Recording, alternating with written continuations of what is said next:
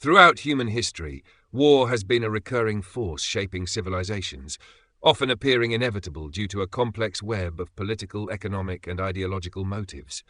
However, at its core, war is fundamentally about control. Control over land, resources, people, and, most crucially, the consciousness of the masses. This essay explores how historical patterns of war are deeply rooted in mechanisms of coercion and manipulation, drawing a direct parallel to the modern corporate world, where power structures operate with striking similarities to those that have fueled global conflicts. War as a tool of control. At a high level, wars are often instigated through a combination of power struggles, economic interests, ideological conflicts, and social manipulation.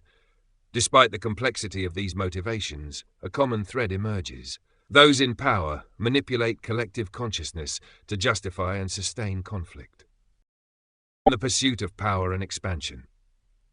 Historically, empires, kingdoms, and nation-states have sought to expand their influence through war. Whether through territorial conquest, political dominance, or economic control, war has been a means of securing and maintaining power.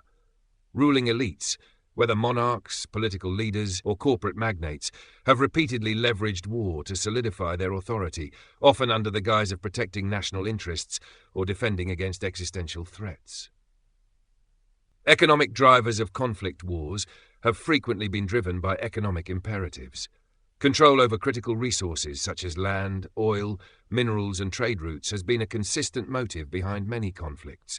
Additionally, economic systems such as colonialism and capitalism have historically been imposed through war, serving the interests of a select elite while exploiting the masses. Ideological and religious manipulation. From the Crusades to the Cold War, ideological narratives have played a crucial role in justifying conflicts.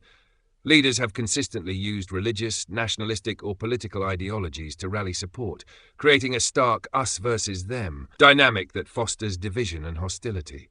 The manipulation of belief systems ensures that populations willingly participate in wars that ultimately serve the ruling class. The role of propaganda and psychological warfare. Public perception has always been a battleground in warfare. Governments and ruling entities use propaganda to manufacture consent, shaping narratives that position war as necessary and justified. By controlling information, whether through state-controlled media, censorship, or psychological conditioning, those in power ensure that the masses comply with their objectives without recognizing the underlying motives of control and exploitation. The corporate parallel. A modern war on sovereignty. While conventional war is an overt and large-scale manifestation of control, modern corporate structures operate on a similar principle but in a more insidious and subtle manner.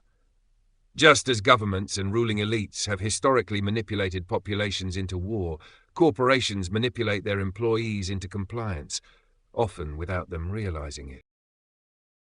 Hierarchical control and enforced compliance.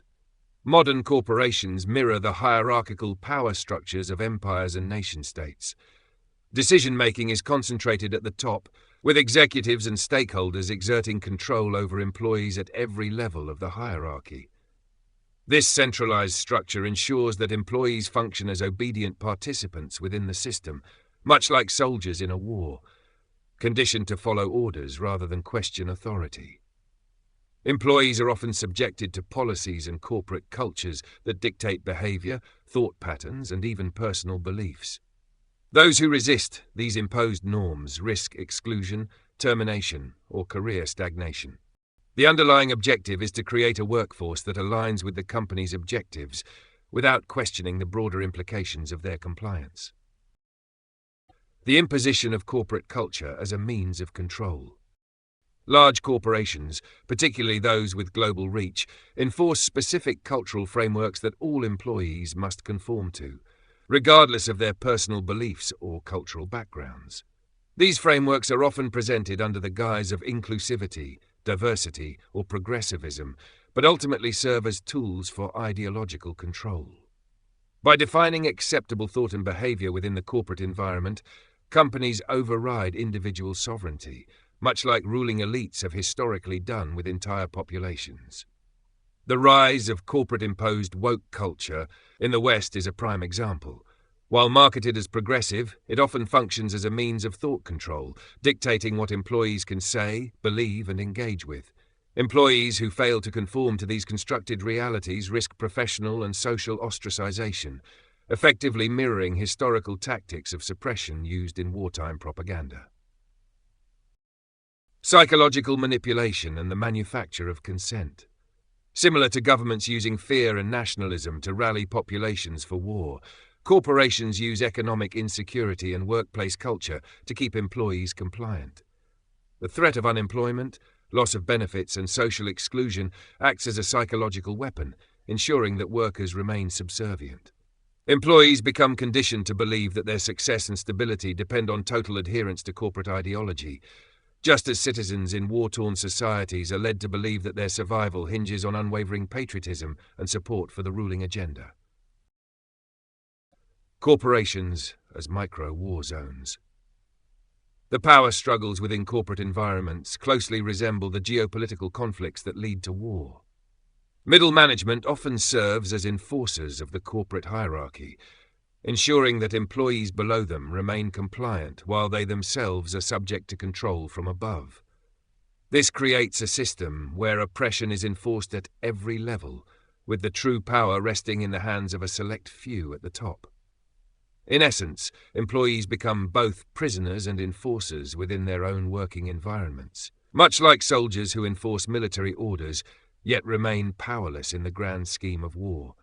This is a form of micro-warfare that most fail to recognize, yet its impact on personal sovereignty is profound. Whether through war or corporate dominance, the mechanisms of control remain fundamentally the same: coercion, manipulation, and the suppression of individual sovereignty. The historical patterns of war reveal how rulers have used conflict as a means to expand power, and the modern corporate world has adopted similar strategies to maintain control over employees. Recognizing these parallels is crucial for breaking free from cycles of manipulation.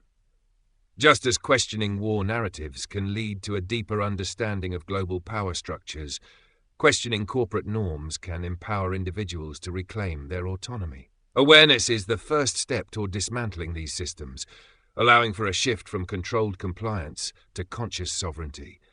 Only by seeing through the illusions imposed upon us, whether by governments or corporations, can we begin to build a world that values true freedom, self-determination, and authentic human expression.